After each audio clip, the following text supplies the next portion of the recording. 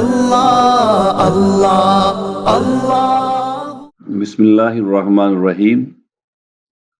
اللہم صلی علی سیدنا و نبینا و مولانا محمد و علی آل سیدنا و نبینا و مولانا محمد و بارک وسلم وصلی علیہ۔ الصلاۃ والسلام علیک یا سیدی یا رسول اللہ و علی آلک و اصحابک یا سیدی یا حبیب اللہ۔ الصلاۃ والسلام علیک یا سید المرسلین وعلی آلک و اصحابک یا رحمت للعالمین۔ اور آج ہم 5ویں پارے کے جو مضامین ہیں، احکام قرآن ہیں، ان کا مطالعہ کریں گے۔ اور اس سیگمنٹ میں ہم صرف جو اوامر ہیں، وہ کام جنہیں پسند کیا اللہ تبارک و تعالیٰ نے، یا جن کاموں کے کرنے کا حکم فرمایا، ہم اس کا تذکرہ کریں گے۔ تو اس میں سب سے پہلے سورہ نساء کی 24 نمبر آیت ہے۔ اس میں ارشاد فرمایا کہ نکاح کی غرض و غایت میں پاکیزگی کردار بھی اہم عنصر ہے۔ یعنی اس میں آیت یہ کہتی ہے اور حلال کر دی گئی ہیں تمہارے لیے ما سوا ان محرمات کے، تاکہ تم طلب کرو ان کو اپنے مالوں کے ذریعہ پاک دامن بنتے ہوئے، نہ کہ زناکار بنتے ہوئے۔ یعنی اس میں جو نکاح کی غرض و غایت بیان کر دی گئی ہے کہ اس سے پہلے جو محرمات کا ذکر تھا، ان خواتین کا ذکر تھا، ان رشتوں کا ذکر تھا کہ جہاں تمہاری شادی نہیں ہو سکتی، جہاں تم نکاح نہیں کر سکتے، ان کا تذکرہ تھا۔ اور اب کہا گیا کہ ان کے سوا باقی تمہارے لیے حلال ہے، تاکہ تم ان کے ذریعے طلب کرو ان کو اپنے مالوں کے ذریعے، یعنی ان کا مہر ادا کر کے اور پاک دامن بنتے ہوئے۔ یعنی اس کا جو غرض و غایت ہے نکاح کی، اس کا ایک پہلو پاکیزگی کردار ہے، عفت کردار ہے، تاکہ تمہارا کردار پاکیزہ رہے۔ اور اس لیے اس کو خاندان کی جو اساس ہے اس کا تذکرہ کیا گیا۔ وعاشرہن بالمعروف، یہ اس کا کل آپ نے اس آیت پہ بھی سماعت کیا تھا۔ اور پھر وہ مقررہ حق میں ادا کرو، البتہ باہمی رضامندی سے معاف ہو سکتا ہے۔ تو دو ان کو ان کے مہر جو مقرر ہیں، اور کوئی گناہ نہیں تم پر جس چیز پر تم آپس میں راضی ہو جاؤ مقرر کیے ہوئے مہر کے بعد، بے شک اللہ تعالیٰ علیم و حکیم ہے۔ یعنی جو حق مہر مقرر کر دیا گیا ہے، اس کو ان کو خوش دلی کے ساتھ اس کو دو۔ اور ہاں، اگر آپس میں تم صلح ہو، باہمی رضامندی سے اس میں اگر وہ معاف ہو جائے یا کمی اس میں ہو جائے تو پھر اس پہ کوئی گناہ نہیں ہے، وگرنہ جو مقرر ہے وہ تمہیں دینا چاہیے۔ پھر فرمایا کہ باندیاں بھی تمہاری طرح ہی انسان ہیں، ان سے بھی نکاح کرو تو دستور کے مطابق حق مہر ادا کرو۔ یعنی ایسا نہیں ہے کہ اور جو نہ رکھتا ہو تم میں سے اس کی طاقت کے نکاح کرے آزاد مسلمان عورتوں سے، تو وہ نکاح کرے جو تمہارے قبضہ میں ہیں، تمہاری کنیزیں جو مسلمان ہیں۔ اور اللہ تعالیٰ بہتر جانتا ہے تمہارے ایمان کی کیفیت کو، بعض تمہارا بعض کی جن سے ہے، تو نکاح کر لو ان سے، ان کے سرپرستوں کی اجازت سے، اور دو ان کو مہر دستور کے مطابق، تاکہ نکاح سے وہ پاک دامن بن جائیں، نہ اعلانیہ زناکار ہوں اور نہ بنانے والی ہوں اور سیدھا یار۔ النساء کی 25 نمبر یہ آیت ہے، اور اس میں کنیزوں سے نکاح کے بارے میں ترغیب دی گئی، اور کہا گیا کہ وہ بھی تمہارے یہ بعض جنس کا بعض ہیں، یعنی ان کو بھی انسان ہی سمجھو، ان کو اس کے علاوہ یہ ایک تفصیل طلب موضوع ہے کہ اس کا کنیزوں کی کیا حیثیت ہے اسلام میں۔ ایسا نہیں ہے کہ اسلام نے سلیوری کو شروع کیا ہو یا سلیوری کو پروموٹ کیا ہو یا اس کو پسندیدہ نگاہ سے دیکھا ہو، بلکہ اسلام نے تو آ کر کے جیسے باقی احکام میں تدریجاً تبدیلی لائی گئی، اس کو بھی آئندہ کے لیے بانیاں اور غلام بنانے سے منع کر دیا گیا۔ اور جو غلام تھے ان کو اس سے پہلے تو لوگ ان کی خرید و فروخت کرتے تھے اور ان کو برابر کا انسان بھی نہیں سمجھتے تھے، تو ان کو برابر کا انسان ان کو گردانا گیا. اور جیسا کہ مشہور جو مقولہ ہے حضرت فاروق اعظم رضی اللہ تعالیٰ عنہ کا کہ ان کو تو ان کی عورتوں نے آزاد جنا تھا، تم نے کب سے ان کو تو ان کی ماؤں نے آزاد جنا تھا، تم نے کب سے ان کو غلام بنانا شروع کر دیا. جدید لٹریچر میں اس کو روسو کے نام سے منسوب کرتے ہیں، لیکن اس سے بھی پہلے یہ اس سے زیادہ پاورفل جملہ تھا جناب فاروق اعظم نے کہا تھا. لیکن چونکہ اس وقت کا انٹرنیشنل لا یہی تھا کہ جنگوں میں جو قیدی آتے تھے ان کو غلام بنا دیا جاتا تھا، اور اگر اسلام یک طرفہ طور پر ایسے کرتا تو ان کے لوگ تو غلام ہوتے، بانیہ ہوتے، اور دوسروں کے قیدی آزاد ہو جاتے. اس لیے اس کو تدریجاً سے رکھا گیا. باقی یہ ایک جملہ معترضہ تھا، اس میں یہی ہے کہ ان کو بھی انسان گردانا گیا برابر کا، اور کہا گیا کہ جب ان کو بھی اتنا ہی حق مہر دو جتنا آزاد عورتوں کو تم دیتے ہو. اور پھر مرد اور عورتیں دونوں ہی اپنی کمائی پر حق ملکیت رکھتے ہیں. اب یہ بھی جدید دور کے ہمارے لوگوں کو سوچنا چاہیے، اور جو اسلام کے بارے میں خام خواہ کی ایک عداوت اور بیر رکھتے ہیں، اور مسلمان ہوتے ہوئے عجیب بات ہے کہ جب اللہ کو رب اپنا الہ مان لیا، رب مان لیا، اور محمد الرسول اللہ صلی اللہ علیہ وسلم کو پیغمبر مان لیا، اور قرآن کو اپنی کتاب ہدایت مان لیا، تو پھر اپنی اٹکل پچو کو دوڑانا اور اس میں تعویلات کرنا، اور جو تو کافر ہے، جو تو مستشرقین ہیں، وہ تو واویلا کرتے ہی ہیں، مگر اسلام کے ہوتے ہوئے، مسلمان ہوتے ہوئے اس کے بارے میں جو شک پیدا کرتے ہیں، یہ شک کا شکار ہوتے ہیں. ان کو سوچنا چاہیے کہ یہی جو حق ملکیت ہے، یہ برطانیہ جو آج سلامتی کونسل میں ایک ویٹو پاور رکھتا ہے، اور جن کو اپنے ترقی یافتہ ہونے پہ بڑا ناز ہے جس سوسائٹی کو، ان سے پوچھئے کہ ان کو عورتوں کو حق ملکیت کب ملا ہے. ملکہ وکٹوریہ کے زمانے میں ان کی عورتوں کو اپنی کسی چیز پر حق ملکیت ان کو ملا ہے. فرانس کی عورتوں کو کب حق ملکیت ملا ہے؟ پورے یورپ سے پوچھیے، تاریخ کھنگالیے، مگر اسلام 1400 سال پہلے عورت کو یہ حق دے چکا کہ وہ جو اگر کاروبار کرے، اس کے پاس جو مال ہو، جیسے مرد ملکیت کا حق رکھتے ہیں ویسے عورتیں بھی ملکیت کا حق رکھتی ہیں. فرمایا مردوں کے لیے حصہ ہے اس سے جو انہوں نے کمایا، اور عورتوں کے لیے حصہ ہے اس سے جو انہوں نے کمایا. سورہ النساء اور 32 نمبر آیت ہے جس میں عورتوں کے بارے میں یہ بتایا گیا کہ عورتیں جو ہیں وہ بھی اسی طرح حق ملکیت رکھتی ہیں جس طرح مرد اپنے حق ملکیت رکھتے ہیں. تو اس میں ہمارے جو جدید ہمارے معاشرت میں جو خواتین کو اگر کوئی ابہام ہے ان کو سمجھنا چاہیے.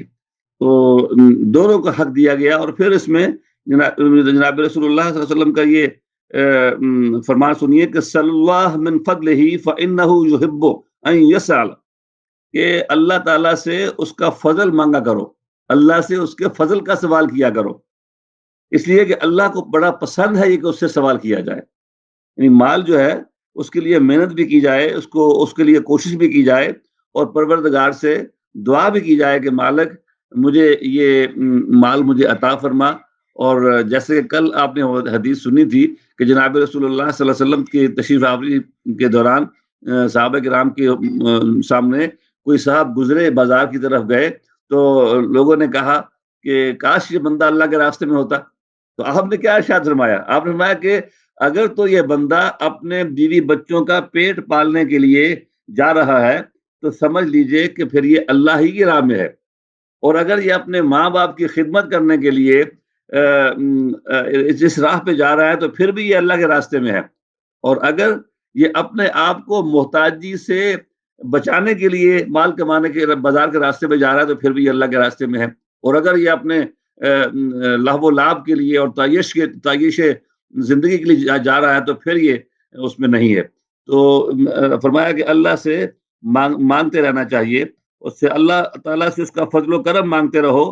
بے شک اللہ تعالیٰ ہر چیز کو خوب جاننے والا ہے، کہ اس کا فضل تلاش کرنا، اس سے مانگنا، اور وہ جانتا ہے، وہ عطا فرماتا ہے. اور فرمایا کہ وَأَفْضَلُ الْعِبَادَةِ انتظار الفرج، اور یہ بھی بڑی افضل عبادت ہے کہ اگر آپ مشکل اور تنگی کے زمانے میں ہیں تو اس کو انتظار میں ہیں کہ کب میرے یہ دن بدلیں گے. تو اس پہ غور کر رہا تھا کہ یہ کیسے عبادت ہے. تو یہ اس لیے عبادت ہے کہ بندے کا دل جو مشکل میں جب بندہ ہو، جب وہ تنگ دستی میں ہو، مشکل حال میں ہو، اور اس پہ وہ بے صبرہ نہ ہو، اس پہ وہ مایوس نہ ہو، اور اس پہ وہ رب سے شکوہ کناہ نہ ہو، بلکہ اس کے دل کے کیفیت ایک سرشاری کی ہو، اور اس کی دھڑکنیں ہمدم مالک کے سامنے کشکول بن کے پھیلی ہوں. اس کا دل ہمدم اب رب کی بارگاہ میں بچھا ہوا ہو، اور اس کو یہ انتظار ہو کہ کوئی نہیں، آج نہیں تو کل میرا مالک کرم فرمائے گا اور مجھ پہ اس کا فضل ہو جانا ہے اور میں نے اس تنگی سے نکل جانا ہے. تو چونکہ رب کی یاد اس کے سینے میں رہتی ہے، تو اس لیے یہ جو انتظار ہے تنگی میں نکلنے کا، یہ بھی عبادت بن جاتی ہے. تو پھر فرمایا مرد عورتوں کے محافظ و نگران ہیں. مرد عورتوں پر محافظ و نگران ہے اس وجہ سے کہ فضیلت دی ہے اللہ تعالیٰ نے مردوں کو عورتوں پر، اور اس وجہ سے کہ مرد خرچ کرتے ہیں اپنے بالوں سے عورتوں کی ضرورت و آرام کے لیے. جیسا کل میں نے عرض کیا کہ عورت پر کوئی فائنینشیل لائبلٹی اللہ رب العزت نے نہیں رکھی ہے. یہ سارے اللہ بہتر جانتا ہے، ساری مخلوق اس نے پیدا کی ہے، تو اس نے سب کے وظیفہ حیات مختلف رکھے ہیں. اس نے ڈیوٹیاں، ذمہ داریاں الگ الگ لگائی ہیں. جو مرد کا وظیفہ حیات ہے وہ عورت کا نہیں ہے، اور جو عورت کا وظیفہ حیات ہے وہ مرد کا نہیں ہے. تو یہاں فرمایا کہ یک گنا فضیلت دی ہے. اب اس کی تعویلات کرنا، اگر اب اللہ کے بندے ہیں اور اللہ ہمارا خالق ہے، اور یہ کتاب اللہ کا فرمان ہے، اور یہ ہمارے رسول اللہ صلی اللہ علیہ وسلم لے کے ہمارے پاس آئے ہیں، تو ہمیں اس کی تعویلات میں جانے کی ضرورت نہیں ہے. پروردگار نے کہا کہ ہم نے مردوں کو فضیلت دی ہے، تو ہم سمینا و اطعنا، ہم مانتے ہیں کہ اللہ نے مردوں کو عورتوں پر فضیلت دی ہے. یا گونا اور وگرنہ یہ عمومی اصول ہے، وگرنہ بہت ساری عورتوں کو عام مردوں سے اللہ نے بہت زیادہ بڑے رتبے عطا فرمائے ہیں. تو اس لیے کہ وہ اپنا مال خرچ کرتے ہیں، ان کی ذمہ داری ہے کہ گھر کو چلانا، گھر کے لیے بندوبست کرنا، گھر کے نان نفقے کا انتظام کرنا، یہ سارا انہی کے ذمے ہے. تو عورتوں کو مردوں پر یکگونا فضیلت، مردوں کو فضیلت دی گئی. اور پھر نیک عورت کی تعریف کیا ہے؟ فرمایا کہ نیک عورتیں اطاعت گزار ہوتی ہیں، حفاظت کرنے والی ہوتی ہیں مردوں کی غیر حاضری میں اللہ کی حفاظت سے. یعنی وہ اپنے شوہروں کی اطاعت کرتی ہیں، ان کے اپنے، اور وہی گھر جنت کا نمونہ بنتے ہیں جن گھروں میں باہمی تعاون رہتا ہے. مرد عورت کی کپاس خاطر کرتا ہے، اور عورت جو ہے وہ سمجھتی ہے کہ میرے مالک نے میرے شوہر کو مجھ پر فضیلت دی ہے اور میں نے اس کی بات کو سننا ہے. تو ان عورتوں کو، اطاعت گزار عورتوں کو اللہ نے کہا کہ یہ نیک عورتیں ہیں، اس کی تعریف کر دی. اور پھر اگر گھروں میں ناچاکی ہو جائے تو وہ کیسے دور ہو، یہ بھی سورہ نساء کا 35 نمبر آیت ہے. اور وہ عورتیں ہو تمہیں اندیشہ جن کی نافرمانی کا، تو پہلے نرمی سے انہیں سمجھاؤ، اور پھر الگ کرو انہیں خوابگاہوں سے، اور پھر باز نہ آئیں تو مارو انہیں. پھر اگر وہ اطاعت کرنے لگے تمہاری تو نہ تلاش کرو ان پر ظلم کرنے کی راہ.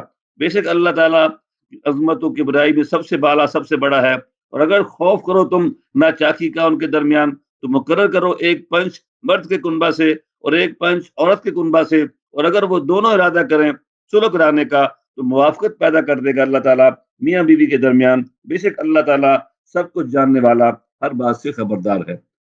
یہ کتنا کامل اور اکمل دین ہے کہ جو زندگی کی جزیات تک ہمیں رہنمائی فرماتا ہے. جب شادی کے بعد میاں بیوی میں اگر جھگڑا ہو جائے اور اس میں اگر آپس میں ناچاکی ہو جائے، تو اول تو جو کہتے ہیں کہ اسلام جو ہے وہ مارنے کی اجازت دیتا ہے. ایک دفعہ حضور پیر کرم شاہ صاحب نے لکھا کہ ایسی اجازت نہیں ہے کہ اس کو جانوروں کی طرح، بھینسوں کی طرح وہ ڈنڈا لے کے چڑھ دوڑے، اور اس کو جو مار کا جہاں ذکر آتا ہے وہ اس کے اخلاقی بے روی کی صورت میں، اور اس میں بھی تدریجاً کہا گیا کہ پہلے اس کو سمجھایا جائے، پھر اس کو خوابگاہ سے الگ کر دیا جائے، اور پھر بھی اس کا اگر مزاج درست نہ ہو اور وہ برائی کی طرف سے باز نہ آئے تو پھر اس کو، اور مار اس پہ ایسی کہ اس پہ نشان جسم پہ نہ پڑے، اور اس پہ اس کا مطلب ہے کہ وہ مار نہیں ہے بلکہ ڈرانے، ایک طرح کا ڈراوا ہے کہ اگر وہ اس سے باز نہ آئی تو اس کو اس طرح اس کا شکار ہونا پڑے گا.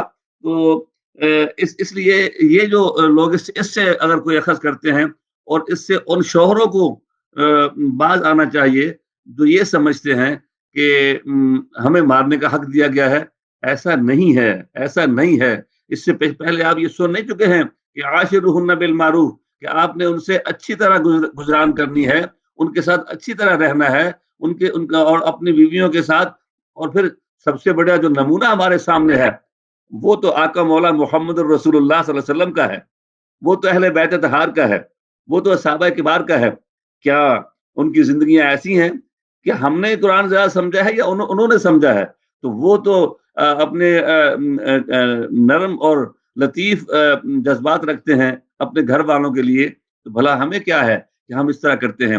میں یہاں ایک جملہ کہہ کے آگے بڑھ جاتا ہوں. جب اس ملک میں آیا تو میں نے یہاں پہ ایک خبر جو تھی واشنگٹن پوسٹ میں دیکھی کہ اول تو یہاں پہ نکاح کا جو رواج ہے وہ اس طرح نہیں ہے جیسے ہمارا اسلامی معاشرہ ہے.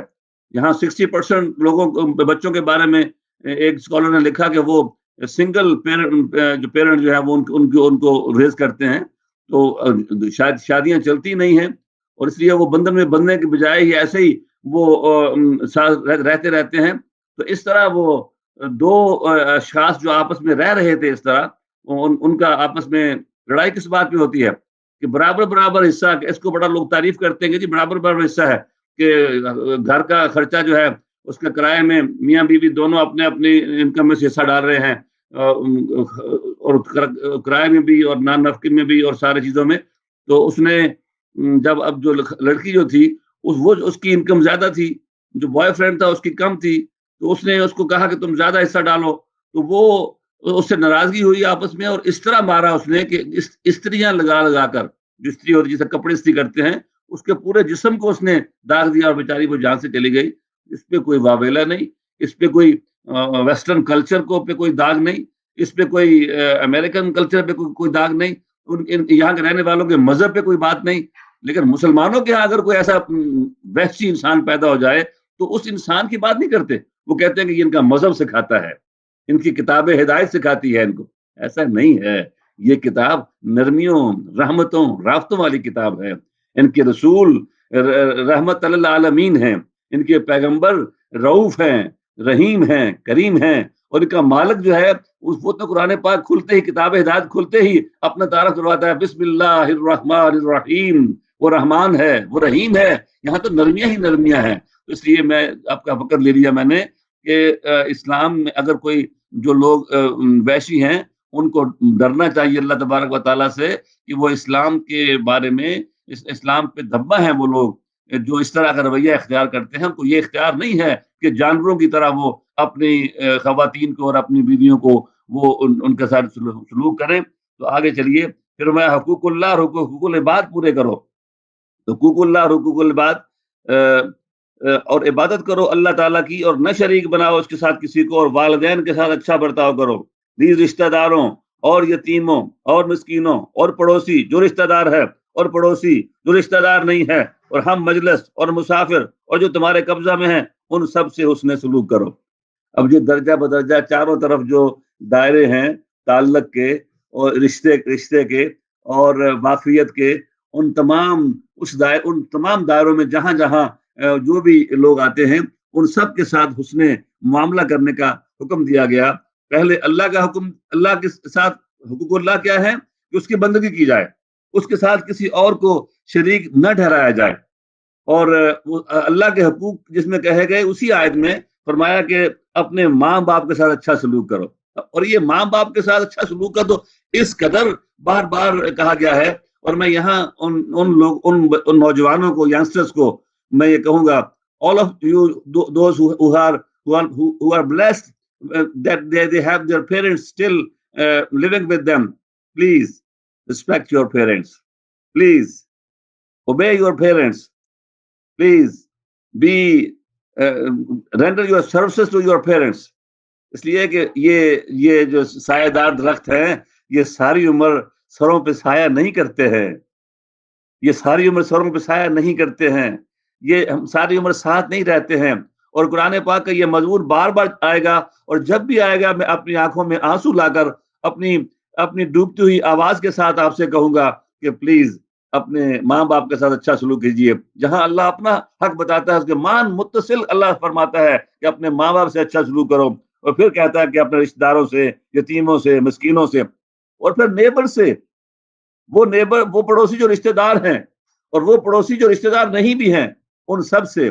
اور حضور سرکار دو عالم صلی اللہ علیہ وآلہ وسلم نے ارشاد فرمایا تھا ایک موقع پر کہ پڑوسیوں کے حقوق کے بارے میں اس قدر جبریل امین میرے پاس پیغام لے کے آتے رہے کہ مجھے خدشہ ہوا کہ کہیں اس کو وراثت میں حصہ نہ دے دیا جائے. تو آج ہمیں یہ بھی سوچنے کی ضرورت ہے, اور ہمیں اپنے دائیں بائیں اور ہمارے جہاں پوری مسلم سوسائٹی ہے, پوری کمیونٹی ہے, جیسے پاکستان میں اور دیگر اسلامی ممالک میں, تو نیبر کی حیثیت سے, پڑوسی کی حیثیت سے ہمیں ان سے اچھا سلوک کرنا ہے. اور یقین جانیے میں نے اس کا پرسنل تجربہ میں نے کیا ہے. جس محلے میں ہم جا کے رہنا شروع ہم نے کیا, ہمارا ظاہری حلیہ دیکھ کر کے پہلے تو لوگ گھبرائے, مگر جب ہمارا ان سے معاملہ ہوا, ہم نے ان کے تمام تہواروں پر ان کو خوش آمدید کہا, ان کو تو پھول پیش کیے, ان کو کیک پیش کیے, تو پھر وہ ہمارے ساتھ بھائیوں کی طرح, بہنوں کی طرح اور اپنے عزیزوں کی طرح ہو گئے, اور ان کے چہروں پہ بشاشت ہمیں دیکھ کر آ جاتی ہے, مسکراہٹ آ جاتی ہے. تو رشتہ داروں کے ساتھ ساتھ, یتیموں مسکینوں کے ساتھ ساتھ اپنے پڑوسیوں سے اچھا سلوک کرنا, یہ بھی قرآن حکیم کی تعلیم ہے. پھر پانی نہ ملنے کی صورت میں تیمم کر لیا کرو. جو وضو کے نماز کے لیے جو وضو کا حکم دیا گیا تھا, تو اس میں یہ کہا کہ اگر تم بیمار یا سفر میں, یا آئے کوئی تم میں سے قضائے حاجت سے, یا ہاتھ لگایا ہو تم نے اپنی عورتوں کو, پھر نہ پاؤ پانی, تو اس صورت میں تیمم کر لو پاک مٹی سے. اور اس کا طریقہ یہ ہے کہ ہاتھ پھیرو اپنے چہرے پر اور اپنے بازوؤں پر, بے شک اللہ تعالیٰ معاف فرمانے والا, بڑا بخشنے والا ہے. 43 نمبر ورس ہے سورہ النساء کی, کہ اس میں ہمیں یہ اللہ تعالیٰ نے حکم دے دیا کہ وضو کے لیے پانی میسر نہیں ہے, اور اس کو تلاش کیا جائے. اور اگر آپ سمجھیں کہ نماز کا وقت نکل جائے گا اور کتنے فاصلے تک یہ موجود نہیں ہے پانی, تو پھر تیمم کر لیں. اور مٹی سے کہا گیا تیمم کریں, اور یہ اس کو تیمم کیا ہے, مس کرنا ہے اس کو, مٹی کو آپ نے اس پہ ہاتھ مار کے اپنے انگوٹھوں پہ اس طرح چھڑک اس کو ماریں, تاکہ جو زیادہ گرد و غبار ہے وہ جھڑ جائے, اپنے منہ پہ اس کے زیادہ اثرات نہ آئیں. اس کو جھاڑنے کے بعد پھر جتنے ٹکلی منہ کی ہم دھوتے ہیں, اس کو اپنے سارے منہ پر پھیریے, اور یہاں پہ کہ آنکھوں کے یہ جو جگہ ہیں یہاں بھی ہاتھ چلا جائے, اور ناک سارا, اور یہ لبوں کے اوپر بھی, اور ٹھوڑی پہ بھی, اور بالوں پہ. تو یہ سارا آپ نے ایک بار کیا, اس کے بعد پھر دوبارہ مٹی پہ ہاتھ رکھا, اور پھر ایسے انگوٹھوں کے اپنے ایک دوسرے کو جھاڑا, اور پھر جو بایاں جو ہاتھ ہے اس کی جو ہتھیلی ہے اس کو کونی پہ رکھا, اور اس کو اوپر تک لے آئے, اور یوں چلے گیا. اور پھر جو بائیں ہاتھ کا جو 4 انگلیوں کا اندر پیٹ بچا ہے, اس سے یہاں کا رکھتے ہوئے آپ اس کو یوں لے گئے, اور پھر اسی طرح دائیں ہاتھ سے اس کو یوں لے گئے, اور اس کے بعد جو آپ کے انگوٹھوں کے جو پیٹ بچے ہیں اسے انگوٹھوں کے اس طرف آپ نے پھیر لیا, تو یہ تیمم ہو گیا. تو ہر وہ شے جو مٹی کی جنس سے ہے اس پہ ہم تیمم کر سکتے ہیں. پھر کہا کہ امانتیں اہل لوگوں کے سپرد کرنے اور انصاف سے فیصلہ کرنے کا حکم دیا گیا. بے شک اللہ حکم فرماتا ہے تمہیں کہ ان کے سپرد کرو امانتوں کو جو ان کے اہل ہیں, اور جب بھی فیصلہ کرو لوگوں کے درمیان تو فیصلہ کرو انصاف سے. بے شک اللہ تعالیٰ بہت ہی اچھی بات کی نصیحت کرتا ہے. بے شک اللہ تعالیٰ سب کو سننے والا, ہر چیز کو دیکھنے والا ہے. یہاں پر یہ بات جو ہے سمجھنے کے لائق ہے کہ اگر اللہ یہ ذمہ داری دینی ہے, یہ اگر آپ گھر میں ہیں تو اپنے بچوں کو ذمہ داری دیں گے, اگر آپ اپنے محلے کے بڑے ہیں, شہر کے بڑے ہیں, اللہ نے آپ کو حکومت دی ہے, آپ اپنے ملک کے سب سے بڑے ہیں, آپ کسی منصب پر ہیں جہاں آپ نے فیصلے کرنے ذمہ داریاں لگانی ہیں, تو ذمہ داری اسی کو دو جو اس کے اہل ہے. نہ اہلوں کو ذمہ داری دینا, یہ فساد برپا ہوتا ہے. نہ اہلوں کے سپرد کوئی کام کریں گے وہ کام بھی نہیں ہوگا, اور جب کام نہیں ہوگا تو بگاڑ پیدا ہوگا. جس گھر میں اہلیت کے مطابق بچوں کو ذمہ داریاں نہ دی جائیں تو اس گھر میں بگاڑ ہوگا. جس شہر میں اس کا شہر کا بڑا ایسا کرے گا تو شہر میں فساد ہوگا, اور جس ملک کا بڑا جو ہے, جس ڈپارٹمنٹ کا بڑا ذمہ داری, یہ ایسا آج کا تو دور یہ اسپیشلٹی کا دور ہے, اور ہر بندے کا اپنی ایکسپرٹی ہے. ایکسپرٹی دیکھیں, جو کام کسی کو دینا ہے تو جو اگر وہ ایکسپرٹ نہیں ہے تو ڈیوٹی لگانے والا ظلم کر رہا ہے. اور پھر فرمایا کہ بے شک اللہ تعالیٰ, اور فیصلہ کرو انصاف کے ساتھ, یہ عدالتوں کو اس طرف توجہ کرنا چاہیے. کوئی بھی ایک فرد کی زندگی میں وہ ہم ایک بندہ اپنے گھر میں جو فیصلے کرتا ہے وہ بھی انصاف کے ساتھ کرے, اور جس کے ذمہ قضا کا منصب ہے وہ بھی انصاف کے ساتھ فیصلے کرے. پھر اللہ تعالیٰ رسول اللہ صلی اللہ علیہ وسلم اور صحابہ امر کی مشروط اطاعت کا حکم دیا گیا. اے ایمان والو اطاعت کرو اللہ کی اور اپنے ذی شان رسول کی اور حاکموں کی جو تم میں سے ہوں. پھر اگر جھگڑنے لگو تم کسی چیز میں تو لوٹا دو اسے اللہ اور اپنے رسول کے فرمان کی طرف اگر تم ایمان رکھتے ہو اللہ پر اور روز قیامت پر, یہی بہتر ہے, بہت اچھا اس کا انجام ہے. اب اس میں اطاعت جو ہے اس کے بارے میں کہ 3 چیزیں. اللہ کی اطاعت یا ایھا الذین آمنوا اطیعوا اللہ واطیعوا الرسول, اس کو ایک ہی رکھا گیا, اطیعوا اللہ واطیعوا الرسول, اور واولی الامر منکم, اور حاکموں کی جو تم میں سے ہوں ان کی. لیکن یہاں پہ یہ ہے کہ جو حاکموں کی, اور پھر اگر جھگڑنے لگو تم کسی چیز میں تو لوٹا دو اسے اللہ اور اس کے فَإِن تَنَازَعْتُمْ فِي شَيْءٍ فَرُدُّوهُ إِلَى اللَّهِ وَرَسُولِهِ. اب غور کرنے کی بات یہ ہے کہ اسی آیت میں کہا کہ تم اطاعت کرو اللہ کی, اللہ کے رسول کی اور اپنے صاحبان امر کی, جو حاکم وقت ہے اس کی. اور اگر آپس میں جھگڑا پڑ جائے تو پھر جو امر ہے, جو معاملہ ہے, اس کو لوٹانا کس کی طرف ہے؟ اللہ کی طرف اور رسول کی طرف. اب یہاں پہ صاحبان امر کا تذکرہ نہیں ہے, یہاں پہ اہل حکومت کا تذکرہ نہیں ہے. مانا کیا ہے کہ جو اللہ اس کے رسول کی جو اطاعت ہے وہ غیر مشروط ہے, بغیر کسی شرط کے ہے, اور جو صاحبان امر کی اطاعت ہے وہ مشروط ہے. یہ تب تک ہماری اطاعتوں کے لائق ہیں جب تک یہ اللہ اور اس کے رسول کے مطیع و فرما بردار ہیں. اگر ہمارے حاکم اللہ کی اطاعت کرنے والے اور اللہ کے رسول کی اطاعت کرنے والے ہیں تو پھر ہم پر لازم ہے کہ ہم ان کی اطاعت کریں. اور اگر یہ نکل جائیں اللہ کی اطاعت سے اور اللہ کے رسول کی اطاعت سے تو پھر ہم بھی ان کی اطاعت کرنے والے نہیں ہیں. جیسے کہ حدیث میں آتا ہے لا طاعت المخلوق فی معصیت اللہ, کہ اللہ کی نافرمانی میں کسی مخلوق کی اطاعت نہیں ہے. ایسا نہیں ہے کہ اگر ہمارے حاکم جو ہیں وہ اللہ اور اللہ کے رسول کے قانون کو چھوڑ دیں تو پھر بھی ہم ان کی اطاعت کریں. اسی لیے یہ بہت پہلے میں جملہ کہا تھا جس کو بعد میں تھوڑی سی امینڈمنٹ کے ساتھ بہت سارے دانشوروں نے اپنے استعمال کیا کہ غیر مشروط اطاعت ہے, غیر مشروط وفاداری ہے اللہ کے اور اللہ کے رسول سے. جناب رسول اللہ صلی اللہ علیہ وسلم سے کوئی شرط نہیں ہے کہ ہم ان کی اس آیت میں, اس ضمن میں, زندگی کے اس پہلو میں ہم ان کی اطاعت کریں. غیر مشروط ہے. وہ ہمارے رسول ہیں, ہم ان کے فرما بردار ہیں. اللہ ہمارا خالق ہے, ہم اس کے غلام ہیں, ہم اس کے بندے ہیں, ہم نے ماننا ہے. اور لامحدود محبت ہے اپنے رسول پاک صلی اللہ علیہ وآلہ وسلم سے, کوئی حد نہیں ہے. لیکن ہاں سوائے اس کے جیسے سیدھا بردہ شریف نے کہا نا کہ تم جتنی چاہے ان سے محبت کرو, ان کے بارے میں ان کی تعریف کرو, مگر وہ نہ کہو جو نصارہ نے اپنے نبی کے بارے میں کہا تھا. تو اس کے میں زیادہ وقت نہ لے جاؤں آپ کا, آگے بڑھتے ہیں. پھر مغفرت خدا بوسیلہ مصطفیٰ, یہ جس کام کو میں نے کہا نا کہ ہم وہ سارے آیتیں میں پڑھیں گے جس میں جن باتوں کو اللہ نے پسند کیا ہے. کچھ تو وہ جو حکم دیا ہے, اور اس میں دیکھیے, اور اگر یہ لوگ جب ظلم کر بیٹھے تھے اپنے آپ پر, حاضر ہوتے آپ کے پاس اور مغفرت طلب کرتے اللہ تعالیٰ سے, نیز مغفرت طلب کرتے ان کے لیے رسول کریم صلی اللہ علیہ وسلم بھی, تو ضرور پاتے اللہ کو بہت توبہ قبول فرمانے والا, نہایت رحم فرمانے والا. نوٹ کر لیجئے سورہ النساء کی 64 نمبر آیت ہے وَلَوْ أَنَّهُمْ إِذْ ظَلَمُوا أَنفُسَهُمْ جَاءُوكَ.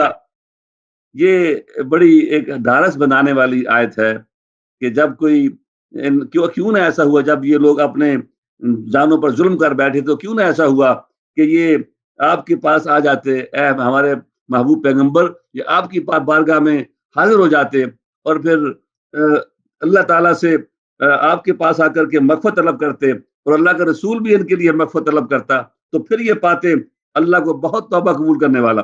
وہ بخشش کا راستہ دے دیا, طریقہ بتا دیا کہ اے دنیا بھر کے گناہ گاروں, تمہارے غم گسار اور تمہارے شفیع جو ہیں وہ میرے رسول ہیں.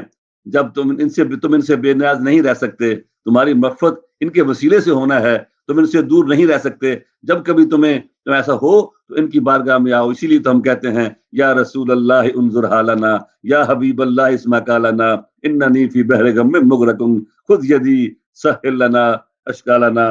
اللہ ہمیں حضور سرکار دو عالم صلی اللہ علیہ وسلم کی سچی تابعداری نصیب فرمائے، ان کی غلامی نصیب فرمائے۔ اس کے جو احادیث اس ضمن میں ہیں وہ اگر میں بیان کروں گا اور اس مسئلے کو تو شاید وقت زیادہ لگ جائے، بس یہی سمجھ لیجئے کہ ہماری بخشش کا وسیلہ رب کی بارگاہ میں آقا مولا محمد رسول اللہ صلی اللہ علیہ وسلم ہے، اور خود اللہ نے یہ ہمیں بتایا ہے کہ اگر تم مجھ سے معافی مانگنا، مجھے توبہ قبول کرنے والا پانا چاہتے ہو تو پھر میرے حبیب کی غلامی میں آ جاؤ، ان کے قدموں میں آ جاؤ، اور ان کے جوارے رحم جوارے نور میں آ جاؤ، اور ان کی بارگاہ میں آ کر کے پھر مجھ سے توبہ طلب کرو، مغفرت طلب کرو، تو میں تمہیں معاف کر دوں گا۔ ان کی جب یہ بھی تمہاری سفارش کریں گے تو کیا یہ آیت صرف اسی دور کے لیے تھی؟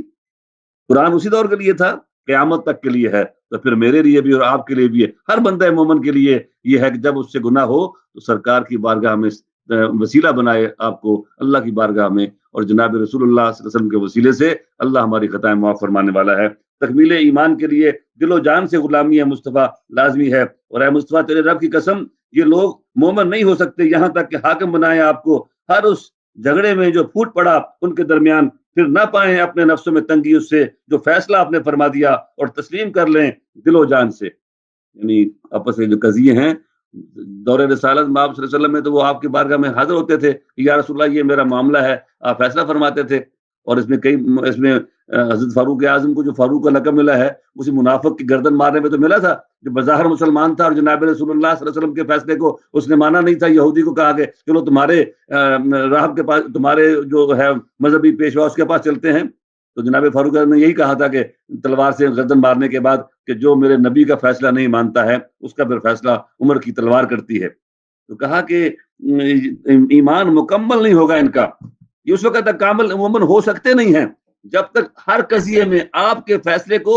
دل و جان سے نہیں مان لیتے۔ اس طرح مان لیں، نہ صرف یہ کہ اس کو امپلیمنٹ کر لیں اپنے اوپر، بلکہ ان کے دلوں کے اندر بھی کہیں کچھ چھپا ہوا بھی اس سے کراہت نہ ہو اس فیصلے کے بارے میں، تو پھر وہ مسلمان ہو سکتے ہیں۔ اللہ کے بندوں میں سے انعام یافتہ، اب وہی یہ بھی آیت یاد کرنے والی ہے، سورہ نساء کی 69 نمبر آیت ہے، جو سورہ فاتحہ میں جب آپ نے پڑھا تھا ایاک نعبد و ایاک نستعین اہدنا الصراط المستقیم صراط الذین انعمت علیہم، صراط الذین انعمت علیہم، راستہ ان لوگوں کا جن پر تیرا انعام ہوا۔ تو وہاں سوال پیدا ہوا تھا ذہن میں کہ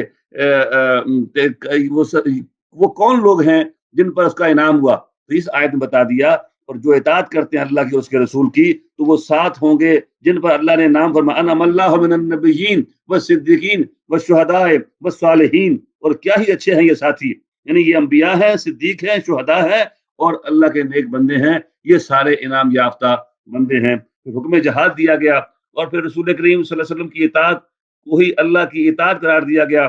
جس نے اطاعت کی رسول کی یقیناً اسی نے اطاعت کی اللہ کی، من یطع الرسول فقد اطاع اللہ، جس نے رسول کی اطاعت کی اسی نے اللہ کی اطاعت کی۔ ایسا نہیں ہے کہ اللہ اور اس کے رسول کی اطاعت الگ الگ ہے، بلکہ جس نے من یطع الرسول فقد اطاع اللہ، جس نے اطاعت کی رسول کی اسی نے اللہ کی اطاعت کی ہے۔ وہ اللہ نے اپنی اطاعت، اپنے حبیب کی اطاعت کو اپنی اطاعت قرار دیا ہے۔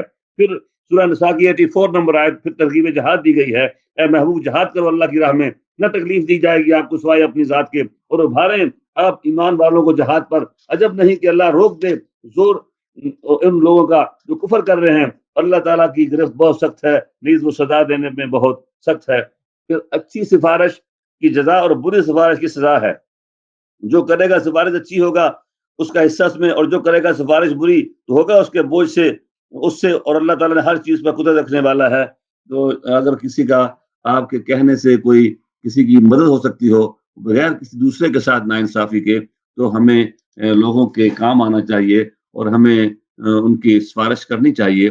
لیکن بری سفارش، اگر اچھی سفارش کریں گے، انصاف کے ساتھ سفارش کریں گے، کسی کی مدد کی نیت سے سفارش کریں گے تو اس پہ جزا ہے، اور اگر کسی کا حق مارنے کے لیے، کسی کے ناجائز حمایت کے لیے کوئی سفارش کی جائے وہ بری سفارش ہے، اس پہ اللہ کے ہاں سزا ہے۔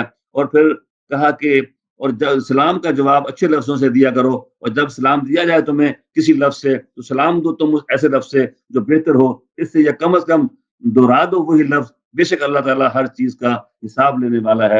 یعنی جو ہم لوگوں سے کہتے ہیں، جب میل ملاقات کا طریقہ ہم بتا دیا گیا، السلام علیکم، تو جب ہم کہتے ہیں السلام علیکم، کوئی ہمیں کہے ہم انہیں وعلیکم السلام ورحمۃ اللہ کہیں، وعلیکم السلام ورحمۃ اللہ وبرکاتہ کہیں، یا تو وہی لفظ لٹا دیں وعلیکم السلام، اور یا پھر اس سے اچھے لفظوں میں اس کے ساتھ یہ کہیں وعلیکم السلام۔ تو یہ آج کے جو عنوان ہیں یہاں تک ہم پہنچ سکے۔ ابھی بھی یہ 22 احکام تھے جو میں آپ تک پہنچا چکا۔